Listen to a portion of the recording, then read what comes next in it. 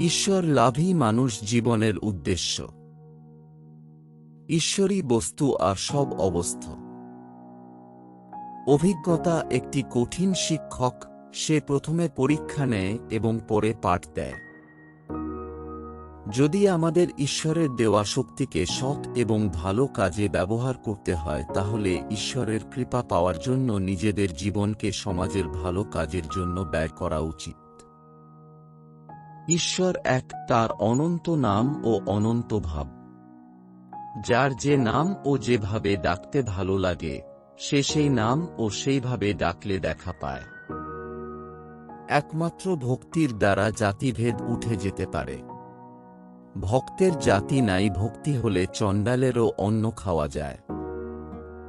নৌকাকে সর্বদা জলের উপরে থাকা উচিত, কিন্তু জলকে নৌকার উপর থাকা উচিত নয়। ঠিক এইভাবেই যার ভক্তি আছে তার এই দুনিয়াতেই থাকা উচিত, আবার যে ভক্তি করে তার মনের মধ্যে কখনো সাংসারিক মোহমায়া থাকা উচিত নয়।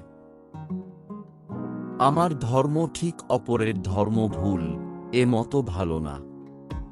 ঈশ্বর এক, বই দুই নাই, তাকে ভিন্ন ভিন্ন নাম দিয়ে ভিন্ন ভিন্ন লোকে ডাকে।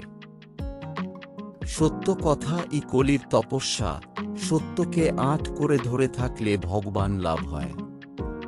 সত্যে আঁট না থাকলে ক্রমে ক্রমে সব নষ্ট হয়।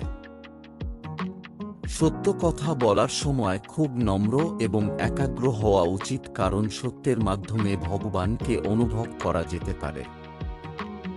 পবিত্র গ্রন্থের মধ্যে অনেক ভালো কথাই পড়া যেতে পারে, কিন্তু একই রকম হয়তো কোন গ্রন্থই নেই যেটা পড়ে ধর্মকে গড়ে তোলা সম্ভব। তুমি রাত্রে আকাশে অনেক তারা দেখতে পাও, কিন্তু যখন সূর্য উঠে তখন সেই তারাদের আর দেখা যায় না। ঠিক এভাবেই অজ্ঞানতার কারণে যদি তুমি ভগবানকে প্রাপ্ত করতে না পারো, তাহলে এর মানে এটা নয় যে ভগবান নেই।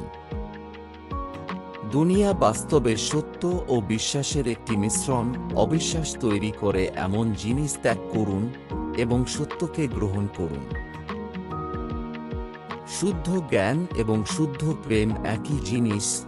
জ্ঞান আর প্রেমের মাধ্যমে লক্ষ্য পূরণ করা যেতে পারে, আর এখানে প্রেম নামক বস্তুটি বেশি সহজ।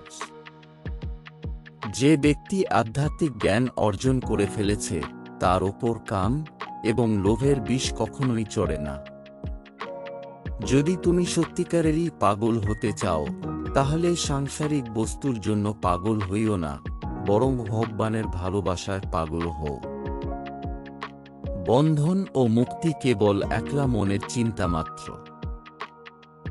ভালোবাসার মাধ্যমে ত্যাগ এবং বিবেক স্বাভাবিকভাবেই প্রাপ্ত হয়ে যায়। ধর্ম সম্পর্কে কথা বলা খুব সহজ, কিন্তু সেটা অনুশীলনে আনা ততটাই কঠিন ব্যাপার। ভগবানের ভক্তি বা প্রেম ছাড়া কোনো কাজকে সম্পন্ন করা সম্ভব নয়। ঈশ্বর সব মানুষের মধ্যেই আছেন, কিন্তু সব মানুষের মধ্যেই ঈশ্বরের প্রভাব থাকবে সেটার প্রয়োজনীয়তা নেই। এই জন্যই আমরা মানুষ নিজের দুঃখে পীড়িত আছি। একজন সাংসারিক মানুষ, যিনি কিনা সৎভাবে ঈশ্বরের প্রতি সমর্পিত নন, তার জীবনে কোনো আশা রাখাই উচিত নয়। টাকা মাটি, মাটি টাকা। যখন ফুল ফোটে তখন মৌমাছিরা আপনা থেকেই চলে আসে। ঠিক তেমনি যখনই আমরা প্রসিদ্ধ হয়ে যাই তখন মানুষ নিজে থেকেই আমাদের গুণগান করতে শুরু করে দেয়।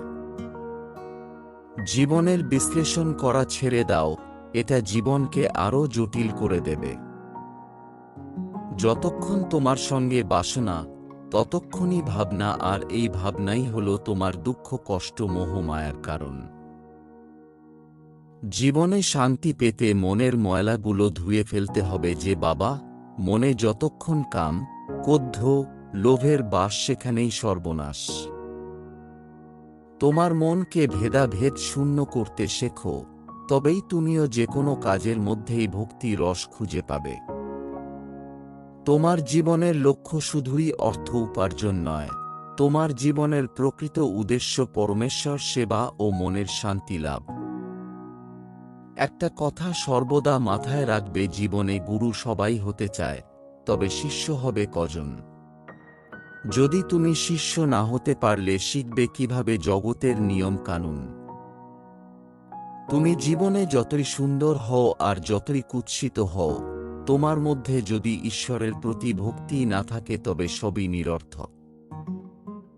যেই ব্যক্তির মধ্যে এই তিনটি জিনিস আছে সে কখনোই ঈশ্বর প্রাপ্তি করতে পারবে না, অথবা ঈশ্বরের দর্শন সে পাবে না। এই তিনটে জিনিস হল লজ্জা, ঘৃণা এবং ভয়। কার্যকলাপ আপনাকে ব্যস্ত রাখে, কিন্তু উৎপাদনশীলতা আপনাকে মুক্ত করে। একমাত্র জ্ঞান, দয়া, প্রেম ও ভক্তি মানুষের চৈতন্যকে সর্বোচ্চ স্তরে নিয়ে যেতে সক্ষম। যে ব্যক্তি কোনো স্বার্থ ছাড়াই অন্যের জন্য কাজ করেন, ঈশ্বর তার সর্বদাই মঙ্গল করে থাকেন।